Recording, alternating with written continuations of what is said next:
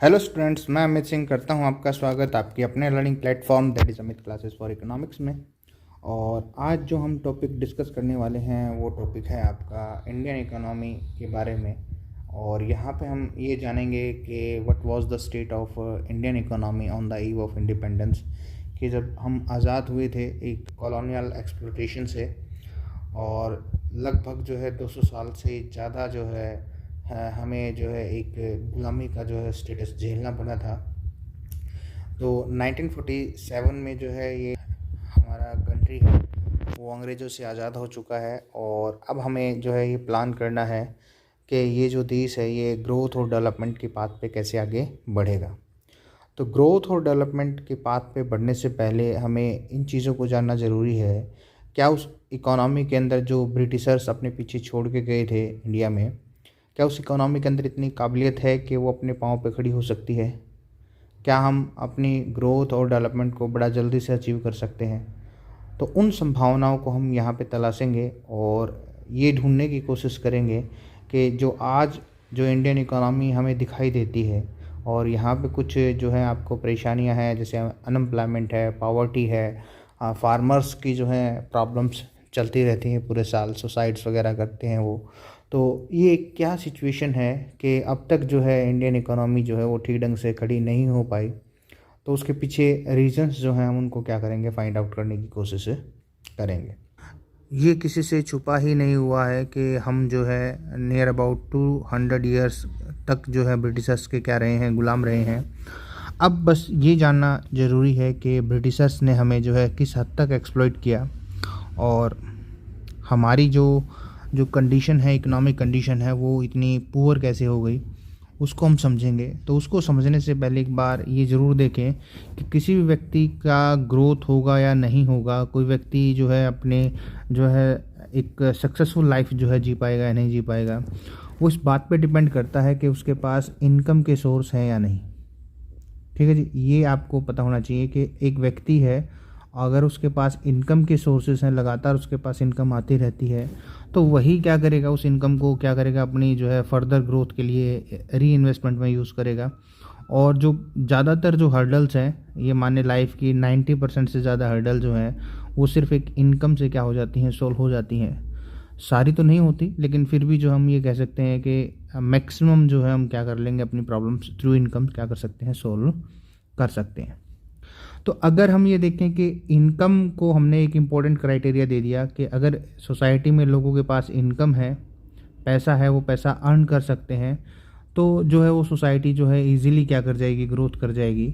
और इनकम तो इतना एक अच्छा जो है पैरामीटर जो है लोगों ने एक्सेप्ट किया है कि कोई देश जो है डेवलप्ड है या डेवलपिंग है या बैकवर्ड है, उसको भी हम पर कैपिटा इनकम के हिसाब से मेज़र करते हैं, या जो डिफरेंट जो सोसाइटी के अंदर जो है पर्सनस हैं उनके बीच में अगर हम कंपैरिजन करना हो तो भी हम क्या करते हैं, इनकम को यूज़ करते हैं। तो इनकम हमारे लिए क्या हो गया है, एक इम्पोर्टेंट क्राइटेरिया हो गया है। अब इनकम को ध्यान में रखते हुए हम क्या करेंगे, ये प्लान करेंगे कि ब्रिटिशर्स का एक्सप्लॉइटेशन जो है इंडिया में किस हद तक था। ठीक है जी, तो अब ये समझें कि इनकम को अर्न कैसे किया जाएगा, क्योंकि हमें इनकम चाहिए अपनी प्रॉब्लम्स को दूर करने के लिए। तो अब बात करते हैं हम इनकम के अर्न करने की। तो अर्निंग के लिए हमें क्या करना पड़ेगा, कुछ ऑक्यूपेशंस हैं, कुछ काम धंधे हैं, उनके अंदर क्या होना पड़ेगा, बिजी होना पड़ेगा। तो ऐसे क्या क्या काम है जहाँ से इनकम अर्न की जा सकती है? इस तरह की लाखों एक्टिविटीज़ हैं जहाँ से हम जो है इनकम अर्न कर सकते हैं। लेकिन अगर ब्रॉड कैटेगरी में हम उनको डिवाइड करें तो 3 ही कैटेगरी जो है वो लोगों के सामने आती है। इसके अलावा जो है 4th कैटेगरी आपको नहीं नज़र आएगी। तो पहली कैटेगरी जो है वो क्या आएगी आपको, एग्रीकल्चर। ठीक है जी, लोग जो हैं वो एग्रीकल्चर या एग्रीकल्चर से रिलेटेड जो अलाइड एक्टिविटीज़ हैं वहाँ से पैसा कर अर्न करते हैं। मतलब अगर किसी देश का एग्रीकल्चर अच्छा है, एग्रीकल्चर में प्रोस्पेरिटी है वहाँ पे, तो सीधी सी बात है वहाँ के लोगों की इनकम के जो सोर्स जो हैं अच्छे होंगे, और उनके पास इनकम जो है वो क्या होगी, अच्छी होगी। और उसी इनकम को क्या करेंगे, वो अपनी वेलफेयर के लिए यूज़ करेंगे। दूसरा जो है, एग्रीकल्चर को हम साइड में कर दें, तो जो सेकंड कैटेगरी है वो किसकी आती है, वो आती है इंडस्ट्रीज़ की। अगर किसी देश के अंदर इंडस्ट्रीज़ जो हैं डेवलप्ड कंडीशंस के अंदर हैं, और इंडस्ट्रीज़ जो है काफ़ी क्वांटिटी में लगी हुई हैं, चाइना का हम एग्जांपल ले लेते हैं, तो ऐसे देश जो हैं वो क्या कर जाएंगे, ग्रोथ कर जाएंगे, डेवलपमेंट जो है अचीव कर लेंगे। क्योंकि वहाँ पे इंडस्ट्रीज़ हैं, लोगों के पास काम है, लोग क्या कर सकते हैं, इनकम अर्न कर सकते हैं। तीसरा जो कैटेगरी जो है वो बनता है ट्रेड। ठीक है जी, ट्रेड जो है वो इंटरनेशनल भी हो सकता है, डोमेस्टिक भी हो सकता है, लेकिन अगर हम नेशन की ग्रोथ की बात करेंगे तो जो ट्रेड हम देखेंगे वो कौन सा देखेंगे, वो देखेंगे इंटरनेशनल। ठीक है जी, तो इंटरनेशनल अगर ट्रेड किसी कंट्री का जो है डेवलप्ड कंडीशन में है तो वो देश जो है क्या कर जाएगा, तरक्की कर जाएगा। और ये आप देख सकते हैं, जापान की बात करें, चाइना की बात करें, कोरिया की बात करें, सिंगापुर की बात करें, या फिर जो है यूरोपियन कंट्रीज़ की ही बात क्यों न कर लें, यूएसए की बात कर लें, ये सभी जो देश अगर डेवलप्ड हुए हैं तो उसमें ट्रेड का जो है क्या आया है, एक इम्पोर्टेंट रोल आया है। तो अगर किसी देश के अंदर सोसाइटी को डेवलपमेंट लेके आना है, लोगों के वेलफेयर को बढ़ाना है या लोगों की क्वालिटी ऑफ लाइफ को इम्प्रूव करना है, तो वहाँ पे एग्रीकल्चर डेवलप होना चाहिए, वहाँ पे इंडस्ट्री डेवलप होनी चाहिए, और वहाँ पे जो है जो ट्रेड जो है इंटरनेशनल की अगर हम बात करें तो वो डेवलप्ड होना चाहिए। अगर किसी सोसाइटी में ये चीज़ें नहीं हैं अवेलेबल, एग्रीकल्चर भी बैकवर्ड है, इंडस्ट्रीज भी बैकवर्ड हैं, और ट्रेड भी जो है वो एक फ्लरिश कंडीशन में नहीं है, तो वो सोसाइटी जो है वो जो है ग्रोथ नहीं कर सकती, उसकी हालात क्या होगी, पुअर होगी। तो हमें क्या करना है, ब्रिटिशर्स का जो यहाँ पे जो है नियर अबाउट 200 ईयर्स तक जो है क्या रहा है, रूल रहा है, तो उस रूल के दौरान या ड्यूरिंग दिस रूल हम ये चेक करेंगे हमारी एग्रीकल्चर के साथ क्या हुआ, हमारे इंडस्ट्रीज़ के साथ क्या हुआ, और ट्रेड के साथ जो है वो क्या हुआ। हालांकि इस चैप्टर में जो है आगे चल के हम ये डिटेल से डिस्कस करेंगे। यहाँ पे हम एक रफ़ आइडिया डेवलप करेंगे कि ब्रिटिशर्स ने जो कॉलोनियल जो एक्सप्लॉयटेशन जो था हमारे इंडिया में किया, हमारे देश में किया, तो उसकी वजह से जो हमारे जो इनकम अर्निंग के जो सोर्स हैं वो किस तरीके से डिस्ट्रॉय हो गए, और इतने डिस्ट्रॉय जो है इस लेवल तक डिस्ट्रॉय हो चुके हैं कि आज भी जो है हमारी जो पॉवर्टी है लगभग जो है 27% जो लोग हैं वो क्या है, they are below poverty line. वो मेरे ख्याल से एक वक्त का भी खाना जो है ठीक ढंग से नहीं खा पाते। तो आइए चेक करते हैं वन बाय वन, एग्रीकल्चर कैसा था, इंडस्ट्रीज कैसी थी, ट्रेड कैसा था, ब्रीफली डिस्कस करेंगे। और फिर जो है अगले जो टॉपिक्स आएंगे तो वहाँ पे हम इनको क्या करेंगे, डिटेल से डिस्कस करेंगे। तो सबसे पहला जो आया है वो क्या आया है, वो आया है एग्रीकल्चर के बारे में। तो आप देख सकते हैं हेडिंग जो है आपकी बुक में भी अवेलेबल है, colonial exploitation of agriculture sector. तो ब्रिटिशर्स जो हैं बड़े चालाक थे, उनका मकसद ये था कि हिंदुस्तान से जो है रिवेन्यू कैसे जनरेट किया जाए और वो यहाँ पे जो है रूल कैसे कर पाए, और उनको किसी प्रकार की जो हर्डल्स भी जो है फेस ना करनी पड़े। तो इनके लिए जो है इसके लिए उन्होंने एक सिस्टम जो है इंट्रोड्यूस किया जिसका नाम रखा ज़मींदारी सिस्टम। ये एक यूनिक सिस्टम था जो ब्रिटिशर्स इंडिया में लेके आए थे। और ये ज़मींदार क्या थे, ये एक किस्म से जो है एक परमानेंट जो है सेटलमेंट एक्ट पास किया था लॉर्ड कॉर्नवालिस ने 1793 के आसपास। तो वहाँ पे क्या किया कि इंडिया के अंदर जो भी लैंड है, रिसोर्सेज हैं, नेचुरल रिसोर्सेज हैं, फॉरेस्ट एरिया है, उस पर ब्रिटिशर्स ने अपने आप को क्या कर दिया है, एक अपने आप को ओनर जो है बना दिया है। और अब उन्होंने ये कहा है कि अगर किसी को ये रिसोर्सेज यूज़ करने हैं तो वो ब्रिटिशर्स से क्या लेने पड़ेंगे, कॉन्टेक्ट पे लेने पड़ेंगे। तो जब ऐसा किया तो उन्होंने जो है ब्रिटिशर्स ने क्या किया है, कुछ जो इंडियंस हैं उनको अथॉरिटी दी है कि आप क्या कर सकते हो, ये जो रिसोर्सेज हैं लैंड वगैरह आप क्या कर सकते हो, यूज़ कर सकते हो। और लेकिन अगर आप लैंड यूज़ करोगे तो आपको क्या करना पड़ेगा, एक फिक्स्ड जो सम है जो रेंट का, वो क्या करना पड़ेगा, आपको जो है डिपॉजिट करना पड़ेगा टू द ब्रिटिशर्स। ठीक है जी। तो अगर ज़मींदार जो हैं वो ज़मीन का रेंट देंगे तो बदले में ज़मींदार को क्या मिला है, उनको बना दिया गया है ओनर ऑफ लैंड, कि भाई आप लैंड के जो है क्या है परमानेंट ओनर हो गए हैं। और क्योंकि आप रेंट जो है फिक्स जमा करवा रहे हैं, एक फिक्स्ड रेंट गवर्नमेंट के पास या ब्रिटिशर्स के पास, तो आपको या ज़मींदार को जो है ब्रिटिशर्स ने अथॉरिटी दी है कि वो भी क्या कर सकते हैं, ज़मीन को आगे कॉन्ट्रैक्ट पे दे सकते हैं। और जब वो कॉन्ट्रैक्ट पे देंगे तो किसको देंगे, टिलर्स को देंगे। और वो टिलर से जितना चाहें उतना, एज मच दे कुड, जितना वो कर सकते हैं एक्सट्रैक्ट, उतना जो है वो क्या कर लें, टिलर से जो है रेंट जो है एक्सट्रैक्ट कर लें। ब्रिटिशर्स उनको रोकेंगे नहीं। तो इससे ब्रिटिशर्स को क्या मिला, एक बड़ा अच्छा फ़ायदा मिल गया कि उनके पास एक फ़िक्स रेंट जो है वो पहुंचता रहा विदाउट एनी हर्डल। क्योंकि जब भी टिलर्स वगैरह जो है रेंट नहीं पे कर पाए तो रिस्पॉन्सिबिलिटी किसकी है, ज़मींदार की है। वो कौन है, वो इंडियंस हैं। मतलब इंडियंस ही इंडियंस के खिलाफ लड़ते रहे और इंडियंस को एक्सप्लॉइट करते रहे और ब्रिटिशर्स उसमें जो है वो फ़ायदा उठाते रहे। तो ये जो है एग्रीकल्चर के उन्होंने क्या किया है, एक सिस्टम जो है डेवलप किया, जिससे इंडियन एग्रीकल्चर जो है वो डिस्ट्रॉय हो चुकी थी। नेक्स्ट अगर हम बात करें टिलर्स की बात करें, तो टिलर्स को उन्होंने एक और था कोशिश किया कि ये जो टिलर्स जो है, क्योंकि ज़्यादातर जो हमारी पॉपुलेशन जो है वो क्या करेंगे, वो टिलर्स हैं। जो भी वर्क फोर्स है एग्रीकल्चर के अंदर, तो उसमें 90% से ज़्यादा लोग जो हैं वो टिलर हैं, सिर्फ खेती करने वाले हैं, वो ज़मीन के मालिक नहीं हैं। और अगर ये लोग जो हैं अमीर होते हैं, इनके पास रिसोर्सेज या सेविंग होती है और ये धीरे धीरे तरक्की कर जाएंगे, तो कुछ दिनों बाद ये क्या कर सकते थे, ब्रिटिशर्स को चैलेंज कर सकते थे।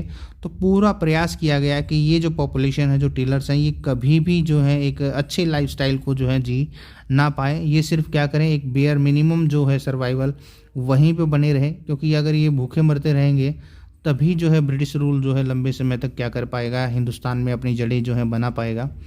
और इसलिए जो है उन्होंने क्या किया कि हर जो है पॉसिबल प्रयास किया कि जो टिलर्स जो हैं उनके पास किसी प्रकार का सरप्लस नहीं रहना चाहिए, जिससे उनकी जो है क्वालिटी ऑफ लाइफ में इम्प्रूवमेंट आए।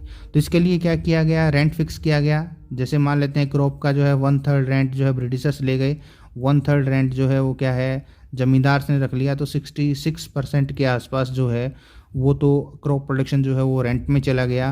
प्रोडक्टिविटी को क्या रखा गया, लो रखा गया, कि एग्रीकल्चर की जो प्रोडक्टिविटी थी वो इतनी लो थी कि आगे आप पढ़ेंगे एग्जांपल कि लगभग 6.6 क्विंटल पर हेक्टेयर के आसपास जो है व्हीट या राइस प्रोड्यूस होता था।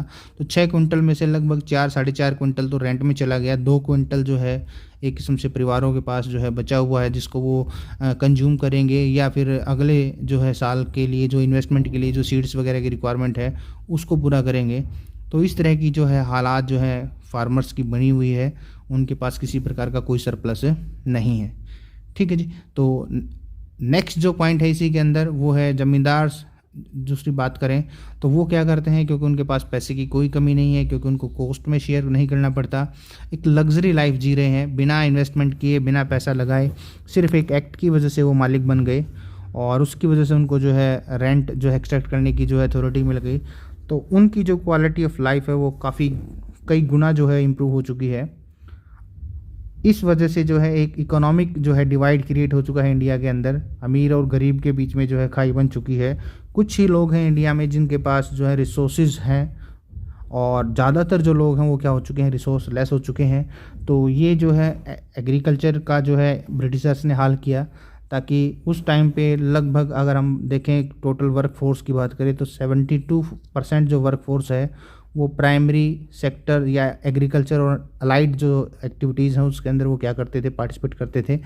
तो 72% जो वर्क फोर्स है उसको उन्होंने क्या कर दिया है, बिल्कुल सर्वाइवल पे लाके छोड़ दिया है। अब ये देखें 72% वर्क फोर्स अगर हम फैमिली में कन्वर्ट कर दें तो हमारे देश की जो है लगभग 90% के आसपास की जो फैमिलीज़ हैं वो एग्रीकल्चर पे डिपेंड करती हैं और एग्रीकल्चर की हालत क्या हो चुकी है, पुअर हो चुकी है। ठीक है जी। अब दूसरा जो क्वेश्चन आता है वो आता है तो क्या इंडस्ट्रीज़ के बारे में उन्होंने अच्छा किया। तो इंडस्ट्रीज़ की बात करें तो इंडस्ट्रीज़ में भी जो है उन्होंने कुछ ऐसी पॉलिसी अपनाई, क्योंकि अगर इंडियन इंडस्ट्रीज़ जो हैं वो अगर डिस्ट्रॉय नहीं होती, ब्रिटिशर्स उनको बंद नहीं करते, तो कभी भी ब्रिटेन के अंदर जो है इंडस्ट्रियल रिवोल्यूशन जो है वो नहीं आता और वहाँ की जो इंडस्ट्रीज़ हैं वो सक्सेसफुल नहीं हो पाती। तो ब्रिटिशर्स के लिए ज़रूरी था कि वो इंडियन जो इंडस्ट्री हैं उनको क्या करें, डिस्ट्रॉय करें, तभी हिंदुस्तान के जो लोग हैं वो ब्रिटिश प्रोडक्ट खरीदेंगे और जो रॉ मटेरियल जो हिंदुस्तान प्रोड्यूस करता है वो ब्रिटिश इंडस्ट्रीज़ को क्या किया जा सकता है, सप्लाई किया जा सकता है। तो यहाँ पर जो उन्होंने किया वो कुछ ऐसा किया कि जो इंडियन हैंडीक्राफ्ट हैं, इंडियन जो इंडस्ट्रीज़ हैं उनको डिस्ट्रॉय कर दिया। डिस्ट्रॉय करने के लिए उन्होंने क्या किया है, एक ड्यूटी फ्री इंपोर्ट जो है ब्रिटिश गुड्स का जो है वो इंडियन मार्केट्स में अलाउ किया है, ताकि हिंदुस्तान में जो ब्रिटिश जो प्रोडक्ट हैं वो क्या कर जाएं, अपनी जगह बना जाएं। तो दोनों ही कंडीशन में हम जो है ये अनुमान लगा सकते हैं एस्टिमेशन कि ब्रिटिशर्स का टारगेट हिंदुस्तान को डेवलप करना बिल्कुल नहीं है। वो सिर्फ अपने पर्सनल इंटरेस्ट को जो है क्या करते हैं, प्रायोरिटी पर रखते थे। और इस कंडीशन पे उन्होंने क्या किया है, इंडियन एग्रीकल्चर की बात करें या इंडियन इंडस्ट्रीज सेक्टर की बात करें, इंडस्ट्रियल सेक्टर की बात करें, दोनों को क्या कर दिया है, एक डिस्ट्रक्शन लेवल पे ले जाके खड़ा कर दिया है। और अगर हम इंडस्ट्रीज़ की बात करें तो हमारा जो वर्क फोर्स का जो है वो 10% के आसपास जो है एक किस्म से इस इंडस्ट्रियल सेक्टर में काम करता था, तो 72 + 10 मतलब 82% वर्क फोर्स, मतलब 95% जो हमारी फैमिलीज़ हैं वो एक किस्म से वो डिस्ट्रॉय कर दी गई हैं। उनके पास न रिसोर्स हैं, न इनकम है, और न वो अपनी बेसिक नीड्स को पूरा कर सकते हैं। ये ब्रिटिशर्स का जो है गेम था। इसी गेम के तहत वो जो है हिंदुस्तान पे एक लंबे समय तक रूल करने में कामयाब रहे, और इसी गेम की वजह से आज भी हिंदुस्तान जो है वो अपने पाँव पे ठीक ढंग से खड़ा नहीं हो पाया है। अब जो है, जो लास्ट जो टॉपिक आता है, तीसरा जो जहाँ से हम इनकम कर सकते हैं वो है ट्रेड। और इंटरनेशनल ट्रेड की अगर हम डिस्कशन करें तो आपको बिल्कुल क्लियर कट नज़र आएगा कि ट्रेड को अगर हम 2-3 चीज़ों से देखते हैं। एक डायरेक्शन की बात करते हैं, ट्रेड का डायरेक्शन क्या है, ठीक है जी। दूसरा हम कंपोजिशन की बात करते हैं। तीसरा हम जो है वॉल्यूम की बात करते हैं। 3 चीज़ों के साथ क्या किया जाता है, ट्रेड का लेवल चेक किया जाता है कि ट्रेड जो है वो अच्छी कंडीशन में था या बुरी कंडीशन में था। यहाँ पे हम इन 3 चीज़ों को जो है क्या करेंगे, चैप्टर में जब अंदर चलेंगे डेप्थ के अंदर, तो वहाँ पे इंडिविजुअली जो है सेपरेटली जो है डिस्कस करेंगे डायरेक्शन का क्या था, कंपोजिशन का क्या था, या वॉल्यूम का क्या था। अभी सिर्फ हम जो है क्या करते हैं, ब्रीफ चेक करते हैं कि ट्रेड की हालत क्या है। तो एक किस्म से उन्होंने क्या कर रखा था, इंडियन जो ट्रेड था वो एक किस्म से सरप्लस में था। ये देखिए भाई, सरप्लस का मतलब हमारे एक्सपोर्ट्स ज़्यादा थे और इंपोर्ट्स जो हैं वो क्या थे, कम थे। एक्सपोर्ट हमारे इंपोर्ट से क्या थे, ज़्यादा थे, सरप्लस थे। मतलब हम यहाँ पे कह सकते हैं कि इंडिया जो है ट्रेड के मामले में जो है कंडीशन जो है हम बेटर कह सकते हैं। सिर्फ ये डाटा देखें, एक्सपोर्ट और इंपोर्ट के बीच में कंपैरिजन करें। लेकिन ये जो सिचुएशन थी ये ब्रिटिशर्स ने जानबूझ के मेंटेन किया हुआ था।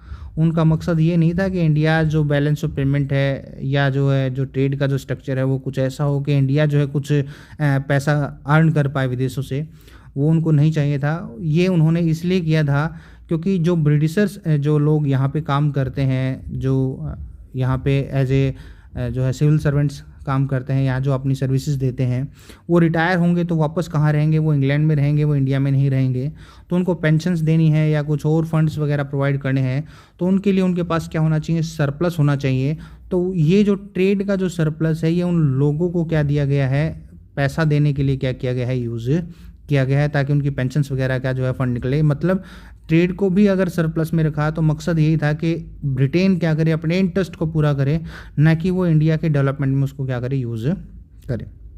दूसरा जो ये सरप्लस है, जो लड़ाइयाँ लड़ी गई हिंदुस्तान के अंदर, उसको फाइनेंस करने के लिए क्या किया गया, यूज़ किया गया, या अपने जो एडमिनिस्ट्रेटिव एक्सपेंसेस हैं उनको रन करने के लिए क्या किया गया है, यूज़ किया गया। मतलब हिंदुस्तान के ट्रेड को भी जो है कम्प्लीटली उन्होंने क्या किया है, एक्सप्लॉइट किया है। और सबसे इम्पोर्टेंट बात ये कि उन्होंने जो हिंदुस्तान की ट्रेड की जो सिचुएशन की अगर हम बात करें तो हिंदुस्तान क्या हो चुका था, एक किस्म से ब्रिटेन को सिर्फ रॉ मटेरियल जो है क्या करता था, सप्लाई करता था, जिससे ब्रिटेन जो है कि इंडस्ट्रीज़ को बड़ा सस्ता रॉ मटेरियल मिलता था और उनकी कॉस्ट कम रहती थी, जिससे वो क्या कर पाए, पूरी दुनिया के अंदर अपने प्रोडक्ट्स को जो है काफ़ी कम कीमत पे बेच पाए और जो इंडस्ट्रियल रेवोल्यूशन जो है वो सक्सेसफुल हुआ। तो आप ये कहेंगे कि उनका जो है ट्रेड से कोई इंटरेस्ट नहीं था इंडिया के, उनको मकसद ये था कि जो ब्रिटिश जो इकोनॉमी है वो क्या होनी चाहिए, वो फ्लरिश होनी चाहिए, और उनको यहाँ पे हिंदुस्तान से सस्ता रॉ मटेरियल मिलना चाहिए, और हिंदुस्तान जो है एक ऐसे मार्केट के रूप में जो है ब्रिटेन के लिए सामने आए, जो ब्रिटेन के प्रोडक्ट्स क्या कर सकती हो, खरीद सकती हो। कि जो बचे हुए हमारे जो 10% के आसपास लोग हैं वो ट्रेड के साथ जुड़े हुए हैं, और 99% जो फैमिलीज़ जो हैं वो इन तीनों या तो ट्रेड के साथ जुड़ी हुई है, या फिर वो एग्रीकल्चर के साथ जुड़ी है, या फिर वो इंडस्ट्रियल सेक्टर के साथ जुड़ी है। उनका जो है उन्होंने क्या कर दिया है, बेड़ा गर्क कर दिया है, उनको रिसोर्स लेस कर दिया है, पॉवर्टी में जो है धकेल दिया है। 1% जो पॉपुलेशन जो फैमिलीज़ हैं हमारे इंडिया की वो बची हुई है, और वो कौन है, वो एक किस्म से ब्रिटेन के ही लोग हैं, ब्रिटेन के अंदर इंटरेस्ट रखने वाले लोग हैं, या फिर हम कहेंगे ये वो लोग हैं जो ब्रिटेन के लिए ही काम करते हैं और इंडिया को एक्सप्लॉइट करने में ब्रिटिशर्स की क्या करते हैं, मदद करते हैं। ये वो फैमिलीज़ हैं जो ब्रिटेन के इशारों पे नाचती हैं। तो ऐसे लोगों को छोड़ के बाकी इंडिया का जो है क्या हो चुका है, सत्यानाश हो चुका है। तो हमारा जो ये आज का जो टॉपिक है बस यहीं तक। आप इसको जो है नोट्स को एक बार जो है थोड़ा सा पढ़ें और एक बेसिक आइडिया बनाएं कि एग्रीकल्चर इंडस्ट्री और जो ट्रेड जो था हमारा इंटरनेशनल, उसकी हालात ब्रिटिशर्स ने क्या कर दी।